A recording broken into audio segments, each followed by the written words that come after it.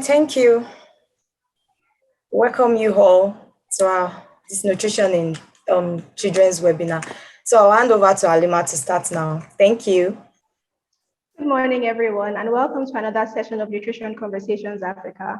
My name is Halima Dabana, co-lead for NCAfrica.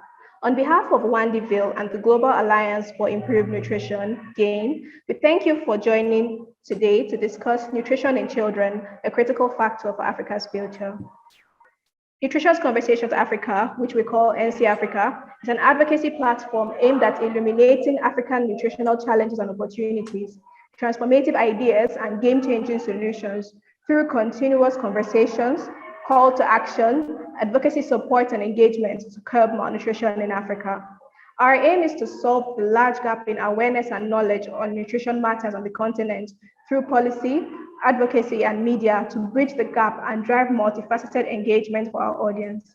Today, we are excited to bring together experts in the field of children's nutrition and health, working towards providing solutions and mitigating the problems of malnutrition across Africa. To this end, we encourage active audience participation. So please add your questions and comments throughout this session into the Q&A box, and they'll be attended to during the Q&A session. There will be opportunities to address all questions, or as many as we can take given the time. So to begin the program, I am pleased to introduce and welcome Aderonke Alabi, the co-lead of NCAfrica, with whom I'll be co-facilitating this webinar. So over to you, Aderonke. All right, thank you.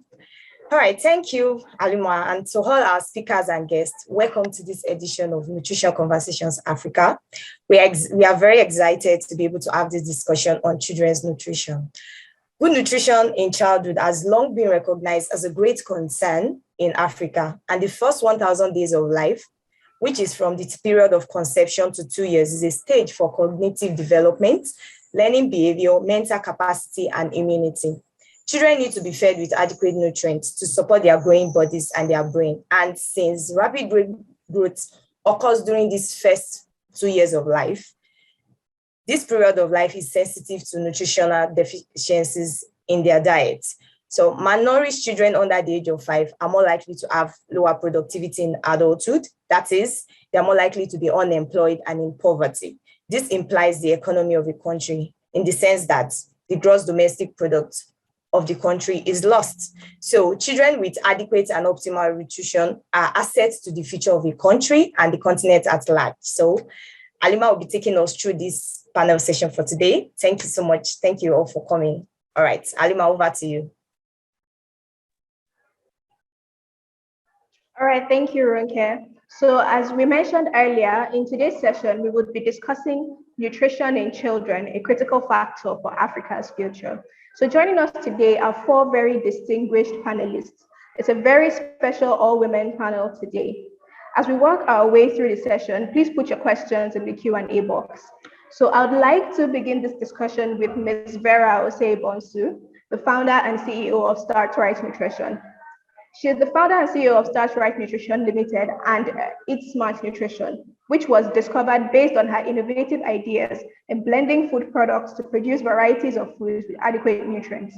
She was selected in 2019 to represent Ghana at the African Green Revolution Forum, AGRF, and also awarded as the most inspiring woman in food and nutrition in the year 2019. So good morning, Ms. Vera. Are you with us? Can you hear us? Good morning, Halima. Good morning. I hope you can all hear me as well. Yes, we can hear you. It's such a pleasure to have you here with us this morning. Thank you so much. I'm happy to be here as well. All right, so let's get into it. As the founder of Start Right Nutrition and also Eat Smart Nutrition, which both focus on young children's diets, why is children's nutrition so critical under the age of 5 years? And what impact does it have on their future health and productivity? First of all, I would like to thank Nutrition Conversations Africa for the opportunity for us to discuss a very important topic at this times we find ourselves in. That is after the upsurge of the coronavirus, which has disrupted a lot of policies or interventions that were put in place to ensure that children are being well nourished on the African continent. Talking about why it is important for children to have access to the right nutrition, especially children under the age of 5 years? I think it's a very good question because children right from conception, that's a 0 day, when we are giving birth to, must have access to the right nutrition for them to be able to build their physical and cognitive development. So when you come to my country, Ghana Health Service, which is a branch or an organization that is under the Ministry of Health that advocates for healthy child nutrition, they speak a lot about the 6 months exclusive breastfeeding system in the country, which I can say that quite a number of women have started practicing that. This is because of the added advantage that comes with a child being, first of all, put on breast milk, which is very high in nutrients, and it ensures that the child is also getting very good cells division, because children under 5 years undergo a lot of cells division, which results in their physical cognitive development. Children under 5 years also are very much prone or susceptible to childhood diseases. So at this time, nutrition becomes a bedrock or a foundation which can help them to become healthy. You also agree with me that nutrition is the best gift every caregiver or every country can give to children, because as you rightly said in the introduction, healthy population results in high GDP growth of every country. So if we are not nourishing our children well across the African continent, you can anticipate what will happen to these children when they are old. Because when we are also old and gone, the children will become those to take over. And nutrition can be the best gifts that we can give them. Children under 5 years also, they need a lot of access to key nutrition or key nutrients, which when we talk about vitamins, we are talking about energy, carbohydrate, folate, iron, fats, we can mention. They need access to these key nutrients at this time for them to be healthy, for them to reach their various milestones, because they will need a lot of energy in crawling, in walking, in order to absorb a lot of information. Consequently, a child who is not well fed would have a shorter memory, would not have a good growth, and it can result in what? Malnutrition, which accounts to about a lot of deaths in children in Africa. So what we must do as caregivers, that in the first 5 years of a child's life, we must ensure that we are going in for the right food choices. We are practicing good feeding systems in the house, because in the African continent, you know that nutrition is passed from generation to generation. It is highly influenced by tradition. So if you come to Ghana, for instance, we have a lot of ethnic groups, and they believe in certain foods than others. But what we must know as caregivers, whether you are introducing a different food or a different staple to your child, it must be balanced. It must have all the nutrients your child needs, especially within the first 5 years, because giving your child the best nutrition is the best gift you are giving to your child for your child to pass on to the next generation. And a healthy child is also likely not to attract certain diseases in later life, such as diabetes, cancer, etc. Once they are fed well, you are assured that you are building them up to be strong, to build the economy, in which we are looking at Africans becoming our own helpmates, becoming our own people that will build our continent. So if we have a lot of policies, a lot of practices, a lot of funding that goes into good nutrition for a formidable part of our population, that is children, then we are putting them on the right path for development. So in the first 5 years, nutrition for children cannot be underestimated. Thank you. That is what I would say. All right, thank you so much, Ms. Vera. That was very insightful. So to build on this conversation, I would like to introduce Ms. Mboka Mwanitu, the founder and chair of ONA Foundation, which champions the Lishe Yango initiative in schools. Ms. Mwanitu was born and raised in Tanzania and has spent her entire career since graduate school in 2005 within the agriculture industry, including 10 years in agribusiness, food and nutrition, and rural inclusion. with specific recent past 5 years on projects for inclusive investment and agricultural finance. She's also an ambassador for Rural Inclusion Tanzania with Rural Inclusion CIC UK, working towards building partnership and collaboration to deepen financial literacy in rural settings. Recently trained by Ngozi Institute Africa as a leader and champion for change. Her drive, passion, and influence is on policy, food and nutrition, inclusive finance and investment, women, youth, and children's programs across Africa and the world. So good morning, Ms. Mboka. Thank you for joining us today. Can you hear us? Yes, good morning. And I must apologize. I had some emergencies and yeah, I just joined in right now. But I'm glad to be here and I'm happy to be speaking to this Conversation Africa forum. I think it is in the light of celebrating the African Day and the Child of Africa. Yeah. So I think you can hear me clearly? Yes, we can. Thank you once again for being here. Okay. All right. Thank So you. I'd like to ask you, what do you do as Lishe Yangu?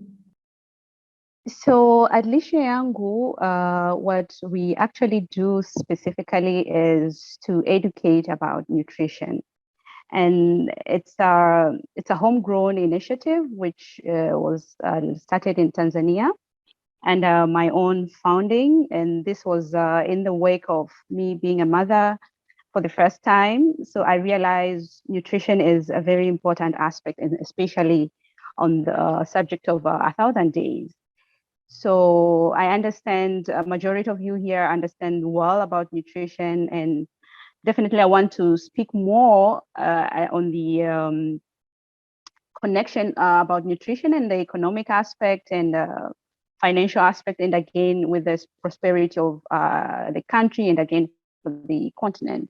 So in respect to address the understanding of what people know about food and nutrition, we normally take food as easy as it is, but when, for example, you become a mother, when you have a child who is, you see how food that you're feeding of the child. So it was at the wake of this point, I realized it's not at the end where we are grown-ups that we understand that nutrition is important. It's actually at this tender age or developmental stage, nutrition becomes very important. So while I wanted to send a message across to mothers, I realized there are a lot of cultural and norms that were like barriers to engage more with mothers. But also I appreciated that the government is already facilitating at the primary healthcare levels to support under fives.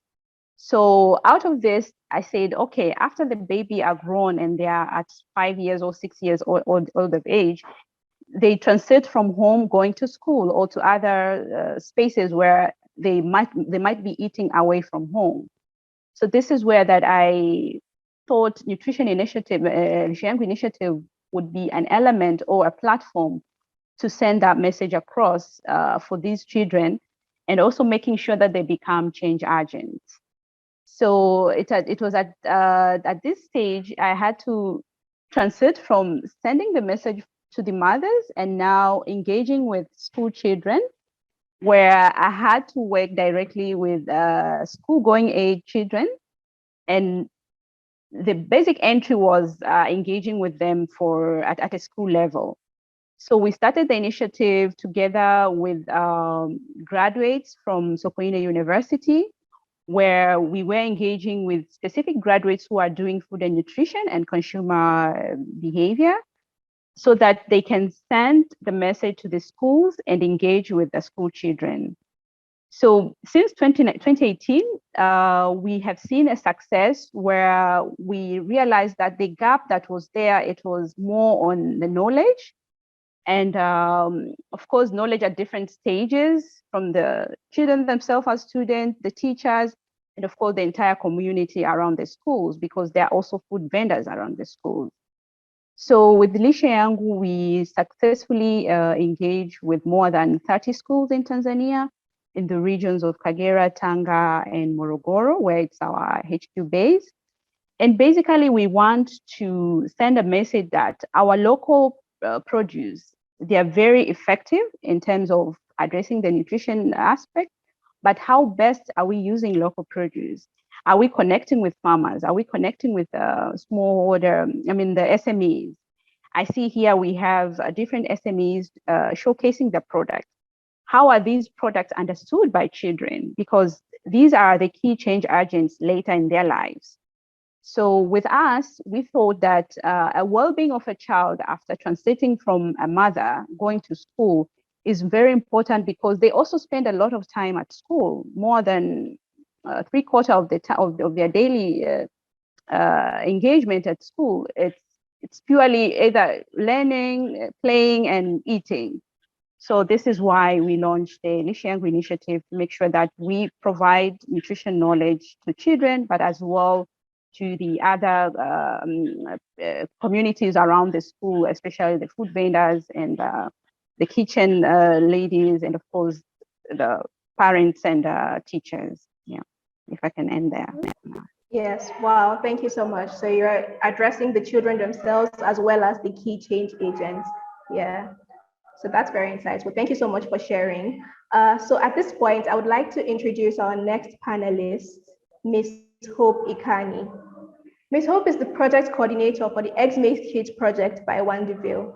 She coordinates the demand creation and marketing campaign, Eggs Makes Kids, funded by USAID, aimed at improving dietary diversity and ensuring adequate availability and intake of nutritious foods, which are vital to give children the best possible start in life. With partnership support and engagement from the Kaduna State Government and the Poultry Association of Nigeria, both Kaduna and Ogun State chapters, egg vendors, and creative agencies, this campaign utilizes multiple communication channels to create a strong emotional appeal to increase the willingness of the caregivers to buy eggs and feed them to their children. She also has strong project management experience and is an advocate for the strengthening of food systems. So good morning, Ms. Hope. Good to have you here with us today.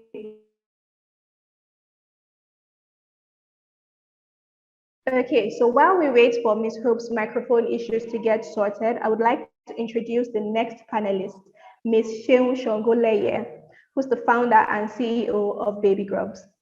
So Ms. Sheung Shongoleye is an experienced nutrition educator and manufacturer of packaged infant meals and snacks made from grains, fruits, and vegetables called Baby Grubs, which is a social enterprise based in Lagos, Nigeria, with operations in Togo and Ghana. She has published ebooks on child nutrition and provides online mentoring to over 350,000 Nigerian mothers across her social media platforms. Also, she's a social entrepreneur that is committed to improving childhood nutrition and impact women's financial inclusion positively. So good morning, Ms. Sheung. Can we have you please? Can you hear us? Yes, I can. Good morning. Thank you for having me here. Okay, sorry. I said, how did Baby Grubs start? Why did you think that it was necessary to start Baby Grubs? Okay, thank you very much, Alima. Thank you everyone for joining this very important occasion. I think that every opportunity to talk about nutrition is very, very important. So I do not have a background in nutrition, but I was thrust into nutrition when I had my son. And so I think around his 3rd month, I was to go back to work. And, I started introducing formula to him, and he was not interested in tasting any of the formulas. I bought, I think, about 5 tins of formula, but he didn't take any of them. And so I started asking around about what to do, but I got a lot of conflicting responses. And I also went online to search, but everything I found, I found a lot of information, but I didn't really find a lot of things that were local. Most of the things I found were from Canada, the US, other European countries. And so there was nothing local. And that was a bit worrisome for me. Why aren't we talking about our children? Nigeria has a lot of children. And so why don't we talk about it? And so I sort of took on that responsibility myself, and I started an online blog at that time. And so I started sharing all of the informations I found. I found out that we could make purees from carrots. We can make a lot of things from local foods that we have. And so I started, talking about it a lot. At that time, as the stats have not really changed much, 90% of what we consume in Nigeria generally, they are imported foods. And so I had to, start talking about the local solutions that we have. And before you knew it, I became, your go-to person when you talk about nutrition in Nigeria. And so, but something that happened along the line, because my background was not nutrition, and so most of the meals I was making for my son and talking about were plant-based, and they weren't so balanced. And so my son developed rickets around, I think that was around his 9th month or so. And so when I went to the hospital to get solution and all of that, I was made to understand that nutrition was at the forefront of all of this. And so the dietitian then recommended a number of foods. Being a foodie myself, I didn't really like the foods that were recommended. They weren't so tasty, but I understood the importance of how it should be nutritious. And so what I did was, using my science background, I reduced them to formulas. And so I realized that they needed to be high in vitamin D, they needed to be high in calcium, how to combine the nutrients for maximum nutrient absorption, and so basically I threw myself into the nutrition components or the science behind the nutrition. And so, yes, I nursed my son back to health. In 3 months or less, I think it was perfectly fine. And so, but one other thing that it was my great takeaway from that experience was, one, the importance of nutrition. And then two, there were lots of moms like myself at the hospital during that period with their children. And so I did a lot of digging, and then I realized that Nigeria has a lot of nutrition-related issues. In fact, as I speak with you, the statistics is that 2,300 Nigerian children will die today from nutrition-related illnesses, and it's a daily thing. And it shows you how important nutrition is. Children shouldn't be dying from malaria. They shouldn't be dying from diarrhea and other, other illnesses like that. But when their immunity is not strong, they become highly susceptible to these illnesses. And closely related are the mothers. Nutrition, I think it was the first speaker, Vera, that spoke about importance of nutrition in the first 1,000 days. You also said it during the introduction. And this cycle can only be broken if we tackle it from, an holistic point of view. And when I say an holistic point of view, and our baby growth and our approach to ending malnutrition, and so we realize that the first 1,000 days starts with maternal nutrition, and then it goes on to when your child is born. And so if you don't get it right in the first 1,000 days, it will lead to stunted growth, poor cognitive abilities, and then goes on to reduce school performance, which also leads to reduced work performance as the child grows and becomes an adult. And then you have an adult that cannot be 100% performer in a workplace because they didn't even have the good grades to start with. Some of them might not even be able to go to the university because their brain might not be, have the full capacity to comprehend all that they need to learn and know. And so you have that cycle of poverty going on and on. So that adult also now gives birth to another adult, another baby. They are not 100% healthy, and they are not able to give the fetus, all of the nutrients. And then the child gets born again. And then, that cycle goes on and on. And so for us at Baby Grubs, we enlist mothers, and we leverage the strength of mothers in the fight against malnutrition. And how do we do this? We we empower mothers, one, to be economically independent. So women are exclusive distributors of our baby food. They put the products in supermarket shelves. They sell in their communities. But also, one other thing we do is that we also empower them with basic nutrition education. And so they also now in their communities, they become what you would call nutrition champions. You know, they do peer-to-peer mentoring, and which is very effective because, you know, when I spoke about my own challenges, the first set of people I spoke to were my church members. They were also my you know, my neighbors and all of that. So mothers are important, and that's what we do at Baby Grubs. And to date, we have been able to transform the nutritional status of over 200,000 children. We've been able to empower over 200 mothers and across West Africa. Thank you very much. All right, thank you You're so muted. much, Michelle. Yeah, I've unmuted myself now. So the statistics you mentioned are actually very frightening. So thank you for stepping up when you identified the need for your own child and for the children of others. You are very appreciated. Thank you. Okay, so Ms. Hope, can we try you again? Good morning. Good morning, Emma. Can you hear me now? Yes, we can hear you now. It's really nice to have you here, but it's a bit noisy around you. Yeah, so it's a bit noisy here. Today we're launching, flagging off the campaign for the Egg in project in Ogun State. So it's a bit noisy, but please bear with me. If you can hear me. Yes, we can hear you fine. Okay, so speaking of the project, could you please give us a very brief overview of the Eggs Makes Kids project and what it hopes to achieve? Let's keep it brief, please. Yes, so like you said, let's keep it brief because if we're going to be, you know, talking about everything, it's going to take a lot of time. So I'll try and keep it short and simple as possible. So the Egg Makes Kids campaign was an initiative. Was an initiative by the global organization Alliance for Improved Nutrition Gain.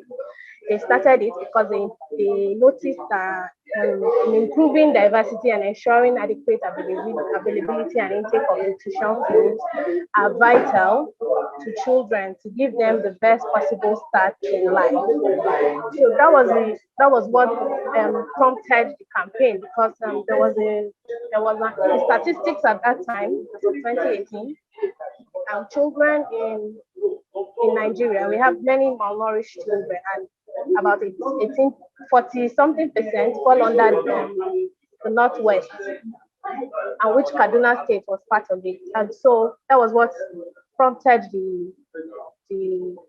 that gave birth to the campaign. So now currently, Wandieville is leveraging on the existing structure and the work that has been done by GAIN in Kaduna State to, you know, we're trying to step in and continue that work, and we're working with them. And what we're doing, we're being funded by USAID. We're trying to see how we can improve nutrition diversity in children. And from the pilot phase, one of the things, why not eggs? Because if you're talking about a state that is malnourished, you'll be saying, okay, people there don't earn enough. People don't earn enough to feed their children properly. So we're thinking, why not eggs? An egg is very affordable. I mean, even plus all the inflation and everything that has happened, egg is still like the cheapest protein out there.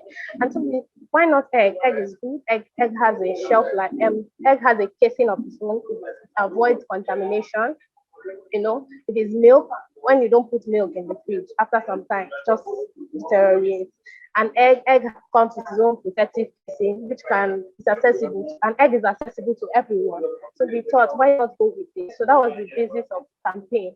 Thank you so much, Ms. Hope, for giving us that overview of the Wandieville Egg Mix Kids project. So I would just like to add that if anyone out here would like to have more information about the Egg Mix Kids project, please visit any of the Wandieville social media channels. You would find a lot of information about it there. Thank you. Okay, so moving on, let's have one more question for you, Ms. Mboka. So could you tell us, please, could you shed some light on the role of school feeding programs in stimulating school attendance and participation? Okay, thank you, Halima. And I'm now on the movement. So for any background noise, I'll be Sorry if you can interrupt me if you cannot hear me clearly. So through the Lishengu initiative, we realized that in terms of providing meals at school, first, it's a social protection tool, because we understand as the way life is fast pacing, parents, most of them are busy. So kids go to school without having anything in their stomach.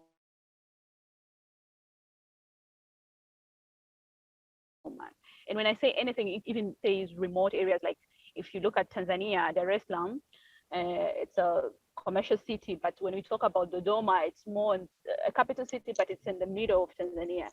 So how much vast Tanzania is, most of the kids might be going to school without having breakfast. So for us, we realized that campaigning for having school feeding programs in school, it's also provide as a social protection tool for kids, especially for those who are vulnerable or who are staying away from the cities or in remote.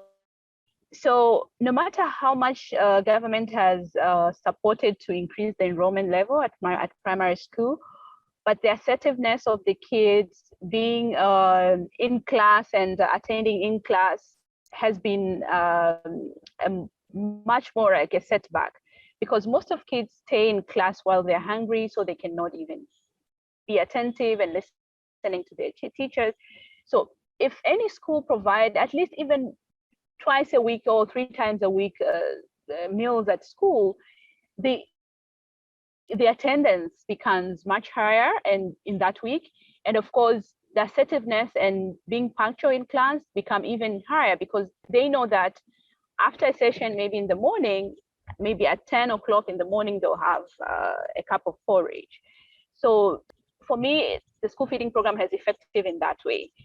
And also in terms of looking at the performance, we have been engaging with the primary school and also secondary schools.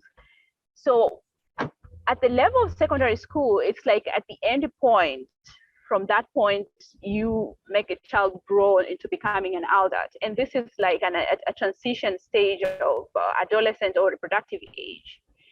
But most of these students, when they are graduating, they come out, probably they don't know how to write, and they don't know how to speak, and even mathematically, they cannot even calculate things.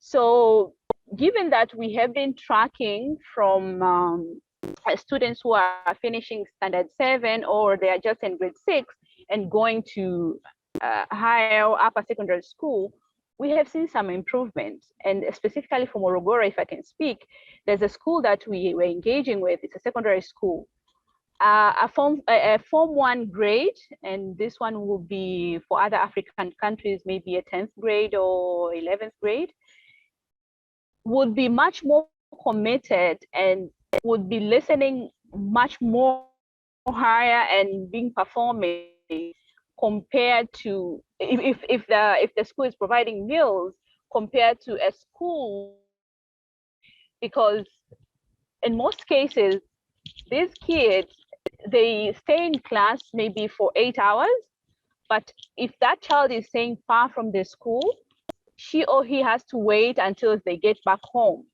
at some point. So you find that even the commitment of being there and learning, and of course, preparing him or herself for exams and for performance, it becomes not easy for this child, because the time that this child is waiting to get back home and eat, it's so long. So particularly at this school where school feeding program was not there, when we campaigned and advocated, introduced a school feeding program, and they started to feed kids at school. And this was like a supportive program where parents and teachers are supporting each other, but again, they are contributing, because these school feeding programs, they're very diversified. There are schools which are able to do it, like they include the fee in the fees for the meals in the school fees, but there are schools where parents contribute meals, they provide what they harvest, and the meal is being cooked. So we realized that in schools where school feeding is done, even these upper grade level students, they perform better. So I can say the school feeding program is effective, and if we could only advocate for its sustainability, we should be talking about a homegrown school feeding program where parents participate fully and realize their responsibility in terms of contributing to that program. Because having a handover program where a donor comes in and maybe support in terms of the grant, it becomes not sustainable. And for us, since we have started, we indicated that we want this to be functional and sustainable by having a homegrown where parents become a key participant to the program. And right now for Tanzania, we already have a national primary school feeding program, which it was launched last year. And through this, we have been part and parcel of contributing our experience and lessons. So we also championed to make sure that government endorsed this school feeding guideline. And we believe that with this guideline, most of the schools in Tanzania, no matter where they are, they would follow specifically in respect and customize within their setting how to do the school feeding program. And we continue to support. Thank you very much, Mr. Mboka. Yeah. Thank you so much for sharing. All right, so Ms. Vera, we have one more question for you. Could you please tell us just one major challenge that caregivers face in providing nutritious meals to their children and how you believe it can be tackled? Okay, so this challenge that I'm going to touch on, I think it has a lot of factors under it. That is, there are a lot of education that is going on talking about feed your child with balanced food, feed your child with balanced food. But most of these educations usually are in a theory form. When it comes about putting these theoretical things we are talking about, balanced foods, into practical means, that is where the issue is. So I was so happy when I heard Shewun saying that what she does is that she demonstrates what it means to say you are feeding your child a balanced food, because most caregivers, after the 6 months exclusive breastfeeding, when they are now about to introduce balanced food or complementary foods, that's where the issue is. They are not able to create a lot of varieties from existing ingredients that they have around them. They are not able to make the right food choices. And also, they are not able to get access to a lot of food options for their children. So what they do is just move the child to what has been passed on to them. So for instance, in Ghana, when you come, we have what we call the imorikoko, it's white corn porridge. That is what has been handed over to us, that when you want to wean your child, that's the first food you should introduce. And it's mostly almost 99% carbohydrate. So a lot of practical means of how you can incorporate other ingredients to ensure that the child is getting access to balanced food is what we should be dwelling on. Women should be taught through videos. They should be taught through illustrations, images in churches, in communities, at vaccination centers, in the rural areas. They can be taught how to come up with balanced food to feed their children. Because it's not only about what is written, how do we transform what is written into something that must be practical? And this, let me chip in, also goes to agro-processors. When we are combining food ingredients for children, do we go further to test these food ingredients to ensure that they have all the necessary nutrients that children need? Or we are just combining it at the comfort of our home and we are selling to earn money? In Ghana like this, you have to take your food combinations to Ghana Standard Authority. They will check the nutrition facts to ensure that what you are selling out to children is meeting that demand or meeting that nutritional value. Because food combination, how you combine food to feed children right from 6 months and above, is very crucial to ensure that this menace of malnutrition is brought to the barest minimum.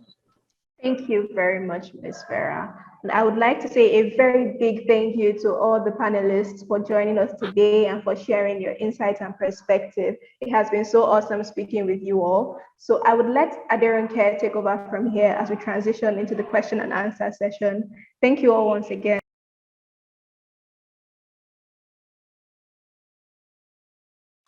All right, thank you, Halima. Thank you to our distinguished panelists for this insightful and impactful conversation as regards nutrition in children. So now we'll move into the question and answer session. And please endeavor to drop your questions in the Q&A box. So I'll move to Ms. Vera now. I'll direct this question to you, Ma. So we are aware that every parent wants the best for their child. So they perceive buying expensive foreign foods as the best option, but these aren't always available or affordable. So for instance, now the current baby formula shortage in the USA, which is causing prices to rise. What are the indigenous foods that we can encourage parents to feed their children with, and how can we convince them to do so? Thank you, Ma. Yeah, this is a very good question. We are talking about building children up, which is critical for the African future. Imported food is not only about shortage, but at times the question is, are they very much nutritious and fresh? Because mostly they have to go through importation before it gets to a particular country. And mostly all ingredients put in it are usually not declared. So some are very high in sugar levels, which are not really healthy for children. It's about time that in the African continent, we can add value to ingredients we find ourselves around with to nourish ourselves and also trade amongst ourselves. Like if you have somebody in Nigeria doing a baby food and it's good, ways that it can come to the Ghana borders and Ghana foods can also go so that it will be building our own economies around ourselves. Also, when you come to Ghana, for instance, when you go to other African countries, we have foods that are rich in nutrients. Talk about legumes, talk about grains, talk about fruits and vegetables. But it is quite unfortunate that we've developed a culture of seeing imported things as superior to things that are done locally. Locally, few agro-processors add preservatives. Most local foods which are made are free of preservatives. So that is also even a plus for us to patronize our own than always thinking about the imported foods. And also as a mother, the comfort of your home, as I said, if you have the practical means of how to feed balanced food, you can combine them successfully. You can look out for food ingredients that do not easily provoke allergies in children, but are rich in nutrients. Then you add value in. So much time should be given to children when feeding them. We shouldn't think about only daddies or mummies in the house, but children, there must be particular effort. So I encourage all mothers or caregivers who have joined us, it's about time we start looking at our natural ingredients which are around us, add value to them to nourish ourselves. Instead of relying about 90% on imported foods which have flooded the shelves of the African continent. All right, thank you very much, Ma. Thank you. All right, does Ms. Shemun have any contributions to add to what Ms. Vera had already said? Ms. Shemun, do you have any contributions?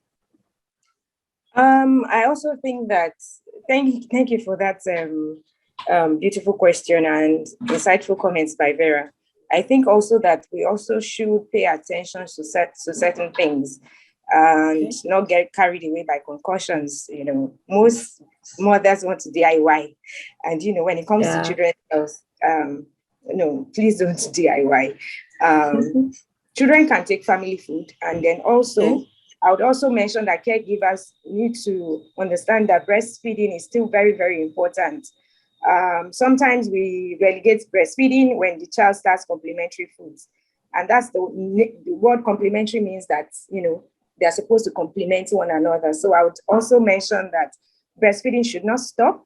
It should continue till at least 2 years. Thank you. All right, thank you, Ms. Vera. So I have a question for you, ma'am. Okay, so children sometimes are uninterested in some meals. So what are the strategies we can do to improve the acceptance of these healthy meals by a child, especially a child that is a picky eater? So how can a mother go about this? Thank you. Over to you, ma'am. I always say that we should not be quick to label children as picky eaters. Okay. I'll just say that we need to understand what they are trying to communicate. I mean, we as adults, we prefer some food items over some other ones. And so most times I just tell mothers to, study their children. And then we go from likes to unlike. There's no child that will willingly want to starve themselves. And so just find out what your child likes and then keep offering. And also one most important thing is monkey see, monkey do. What you as a mother does is what your child will do. And, Of course. yes, exactly. Children, they don't do as much of what we say. They do what we do. So you should model eating healthy foods as an adult, and then your child can, follow. But it's not that difficult. Try different things. And studies have also shown us that you might need to introduce an unliked food or a new food up to 15 to 20 times before the child eventually takes it. So patience is important. Study the child and, model the right attitude. All right. Thank you, Ms. Chion. So, Ms. Mboka, I have a question for you, ma. So, considering school feeding programs, what are some of the challenges that I encountered in ensuring that there's the effective impact of these school feeding programs in schools and among children? I can speak. Okay. For me, in terms of the biggest challenge that I see across, probably this is an experience for Tanzania, but it could be across Africa and continent, is sustainability of the programs. Because we understand as much as food, it's so individualistic. That's why we use the word lishe yangu, meaning it's coming straight to an individual, but taking it to the community needs a collaboration effort. So in terms of collaborating, you find partners, they might sometimes be different, and they might be struggling to come together and have one goal. So having a sustainable school feeding program, it's very, it takes a long time to agree with partners, especially to customize in terms of the social cultural, the diversity, because every individual feels that if my child is fed at home, why should I feed that child at school? So aligning and having a common goal, like we should have our safe and nutritious meals at school. This also is a struggle even to parents, because they struggle to come together and agree on a sustainable model for school feeding. Yeah. All right. Thank you, ma. Thank you. Okay, thank you. So thank you to our wonderful panelists. Thank you for this awesome session. So due to time constraints, we are not unable to entertain further questions. So I'd like to conclude this question and answer session now. So thank you, Ms. Vera. Thank you, Ms. Mboka. Thank you, Ms. Hope and Ms. Shiu, and to all participants present in this webinar session. Thank you all for your time. So again, on behalf of GAIN and Wandieville, we thank the panelists and participants for joining this engaging session today. So we hope that the solutions discussed today will be carried forward by policymakers, businesses, mothers, advocates, and all stakeholders in the nutrition space. We hope this is the beginning of continuous conversations, call to action involving nutrition in children and the approaches to improve and impact the nutritional status and health of Africa's future. So please engage with us on our content through our social media handles, on Twitter at NCAfrica, on Facebook, Nutrition Conversations Africa, and on Instagram, nc.africa. Then you can also follow us on LinkedIn at Nutrition Conversations Africa. Thank you all for your time. It's nice to have you here. So we have come to the end of today's session. Thank you so much. Thank you. Thank you, Nutrition. All right, you're welcome. Thank you all for being here with us. It was really great to have you.